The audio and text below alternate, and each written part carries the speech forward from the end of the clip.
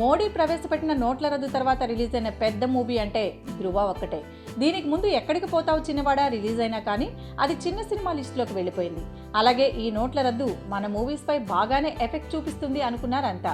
కానీ అందరి అంచనాల్ని తారుమారు చేస్తూ ఎక్కడికి పోతావు చిన్నవాడా మంచి విజయం సాధించింది. అలాగే రీసెంట్గా రిలీజ్ అయిన ధృవ కూడా భారీ కలెక్షన్స్తో దూసుకుపోతోంది. తొలి రోజు ఈ సినిమాకు అద్భుతమైన వసూళ్లు వచ్చాయి.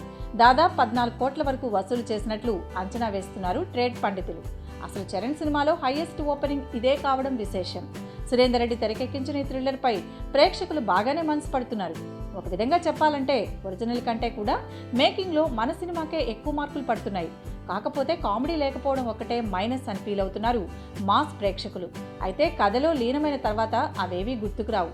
ఈ జోరు చూస్తుంటే ఈజీగా 50 కోట్ల మైలురాయి అందుకునేలా కనిపిస్తున్నాడు రామ్ చరణ్.